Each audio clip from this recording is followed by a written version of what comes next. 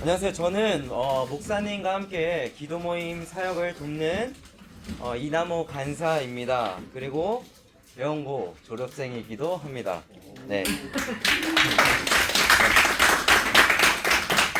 이렇게 만나 뵙게 되어서 너무나도 또 반갑고 오늘 목사님께서 일정으로 함께 하지 못하시게 되어서 제가 오늘 대신 말씀을 전하게 되었습니다. 혹시 오늘이 교회 절기 중에 어떤 날인지 아시는 분 계신가요? 성금요일. 네, 맞습니다. 사순절 중에서도 성금요일입니다. 오늘은 예수님께서 십자가에 달려 죽으신 날입니다.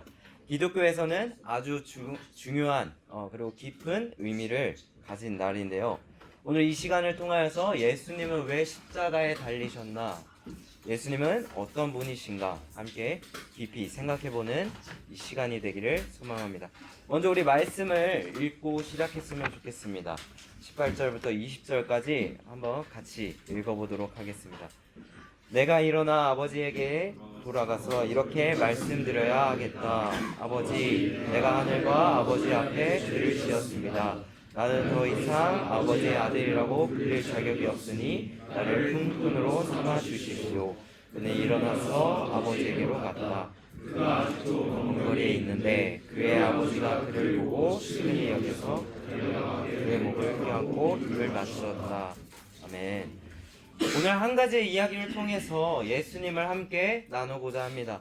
바로 우리가 흔히 아는 탕자의 비유라고 부르는 두 아들에 대한 이야기입니다. 누가복음 15장의 말씀인데 이야기의 시작은 이렇습니다. 어떤 사람에게 두 아들이 있었는데 그중 둘째 아들이 이렇게 말함으로써 시작이 되죠. 아버지, 제게 돌아올 재산을 미리 주십시오. 여러분, 어떤 뜻일까요? 이 말은 사실 아버지 이제 돌아가셨다고 생각하고 제게 그 몫을 주세요 라는 말과 같습니다.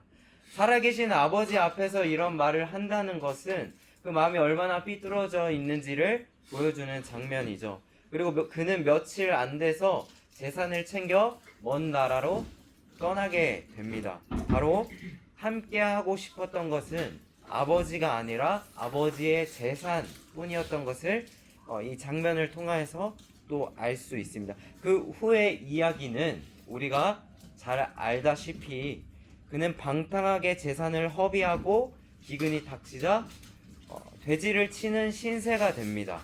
심지어 돼지를 먹는 쥐염 열매조차 먹을 수 없다라고 말씀은 기록하고 있습니다. 이때 그는 생각하게 되죠. 우리 아버지 집에는 먹을 것이 많은데 나는 왜? 그리고는 아버지께 잘못을 구할 생각을 하게 됩니다. 이 말씀을 통하여서 또 알 수 있는 것은 바로 아들이 아버지께 회개할 생각을 먼저 한 것이 아니라 바로 회개의 고백보다는 자신의 현실의 괴로움이 먼저 됨을 알 수 있습니다. 그제서야 그는 아버지를 떠올리고 돌아갈 결심을 합니다. 그리고는 이렇게 이야기합니다. 내가 하늘과 아버지께 죄를 지었습니다. 더 이상 아버지의 아들이라고 불릴 자격이 없습니다. 나를 일꾼으로라도 써주십시오. 그런데 그를 본 아버지는 오늘 말씀처럼 치근히 여겨 달려가 그의 목을 껴안고 입을 맞추며 좋은 옷을 입히고 손에 반지를 끼우며 신을 신기고 그의 신분을 회복시켜 줍니다. 그리고 살찐 송아지를 잡아 잔치를 벌이게 되죠. 둘째 아들의 이야기는 이렇게 끝나게 됩니다. 그리고 첫째 아들의 이야기로 돌아가서 살펴봤으면 좋겠습니다. 집으로 돌아오던 첫째 아들은 잔치를 보고 무슨 일인가 하고 묻습니다. 그리고 동생이 돌아와 아버지가 잔치를 열었다는 말을 듣고 분노하게 되죠. 그리고 그 집에 들어가기 거부합니다. 그때 아버지는 나와서 그 첫째 아들에게 그를 달래면서 이야기합니다. 그러다 첫째 아들은 하는 말이 있습니다. 나는 여러 해를 두고 아버지를 섬기고 있고 아버지의 명령을 한 번도 어긴 적이 없습니다. 그런데 나에게는 친구들과 함께 즐기라고 어린 염소 한 마리도 잡아주신 일이 없잖아요. 이렇게 첫째 아들은 이야기합니다. 그러자 아버지가 이렇게 말씀합니다. 얘야, 너는 항상 나와 함께 있었고 내 것은 다 내 것이 아니냐. 내 동생은 죽었다가 살아났고 잃었다가 다시 찾았으니 우리가 기뻐하는 것이 당연하지 않겠느냐? 아들아, 그러면서 마지막 말을 이렇게 전합니다. 잔치에 함께하지 않겠느냐? 두 아들의 이야기는 이렇게 끝나게 됩니다. 이 이야기 속에 첫째 아들과 둘째 아들의 모습, 우리 안에도 있지 않나요? 하나님을 원하지 않고 하나님의 축복이나 능력만을 바라는 둘째와 같은 모습, 또는 겉으로는 순종하지만 실제로는 하나님의 은혜와 재물에 더 마음이 가 있는 첫째와 같은 모습. 하지만 오늘 우리가 주목해야 할 인물은 아들들보다 아버지라는 것입니다. 아버지의 관점으로 이 이야기를 다시 들여다보았으면 좋겠습니다. 당시 가부장적 사회에서 아버지의 권위는 절대적이었습니다. 아버지가 하는 말은 곧 법이었고 그대로 해야만 했습니다. 그런 사회 속에서 둘째 아들이 살아있는 아버지에게 유산을 요구하고 곧장 재산을 들고 떠난다는 것은 사실상 아까 이야기했던 것처럼 아버지 돌아가셨으니 돌아가셨다고 치겠습니다 라는 선언과 같은 아버지의 가슴에 깊은 상처를 남기는 행동이었습니다.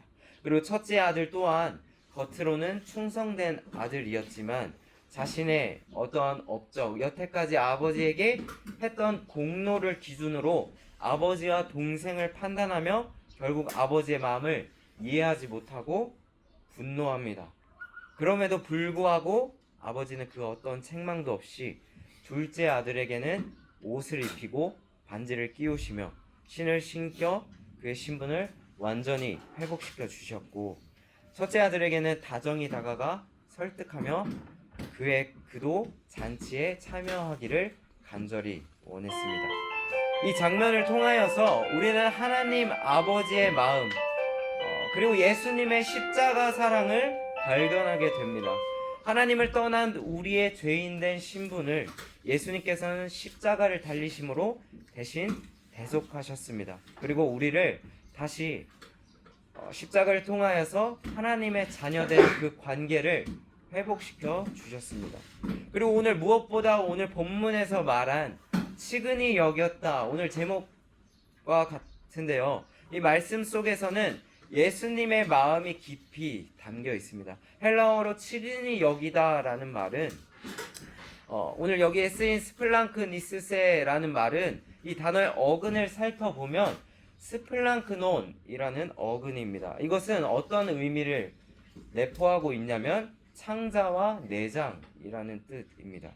그래서 이 말은 즉슨 단순한 연민이나 동정심이 아니라 아버지가 그 첫째 아들이 돌아왔을 때의 그 마음이 바로 끊어질 듯 아파오는 애간장을 타는 듯한 고통을 동반한 극렬한 사랑의 감정이라는 것입니다.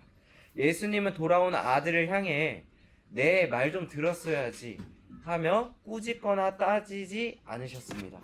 그 아들이 어떠한 잘못을 했든 그가 돌아왔다는 사실 하나만으로 속이 끊어질 듯한 그 사랑으로서 그를 바라보셨고 우리를 바라보셨다라는 것입니다. 그것이 바로 우리 예수님께서 우리를 바라보시는 마음입니다. 여러분, 오늘은 성금요일입니다. 예수님께서 우리를 위해 십자가에 달리신 날입니다. 그 사랑은 어떤 조건이나 자격을 따지는 사랑이 아니라 그저 돌아오기만 하면 되는 사랑입니다. 우리의 죄와 허물을 감싸 안으시고 십자가에서 모든 것을 내어주신 예수님, 그리고 두 아들을 모두 잔치의 자리에 부르신 아버지처럼 예수님께서는 우리를 영원한 하나님의 나라로 초대하셨습니다. 그 은혜 앞에 우리가 어떠한 자격이나 공로가 아닌 돌아가는 자로서 예수님을 믿고 겸손히 서가는 여러분들이 되길 소망하면서 말씀을 마무리하겠습니다. 기도하겠습니다. 하나님 감사합니다. 아버지, 특별히 오늘 성금요일 예수님께서 고난을 받으시고 십자가에 못 박혀 죽으신 날입니다. 지금 우리가 그 이야기를 두 아들의 이야기를 통하여서 조금은 쉽게 받아들입니다. 주님, 그 두 아들이 어떠하였던 그 자격이 어떠하였던 예수님께서는 불쌍히 여기시고 측은히 여기셔서 정말 그 어떠한 판단을 가지고 바라본 것이 아니라 그 한없는 제한 없는 사랑을 통하여서 그 아들을 축복하고 그 잔치자리 가운데에 초청하신 것처럼 예수님은 오늘 우리를 측은한 마음으로 우리를 바라보시고 십자가에 매달려 죽으셨고 우리의 죄를 사하여 주셨습니다. 그리고 그 부활로서 우리의 사랑을 완성시키심을 우리가 고백합니다. 그리고 우리는 이제 그 십자가의 사랑을 믿고 영원한 그 자리, 하나님의 나라, 초청하시는 잔치의 자리로 들어가기를 소망합니다. 우리 오늘의 삶을, 이 성금요일을 거룩하게 기억하면서 그 삶의 자리 가운데에 예수님을 묵상하고 기억하며 또한 예수님처럼 실천하는 삶을 살아가기를 간절히 소망합니다. 오늘도 함께 하시고 지켜주신 하나님께 감사드리며 사랑하신 주 예수님으로 기도드렸습니다. 아멘.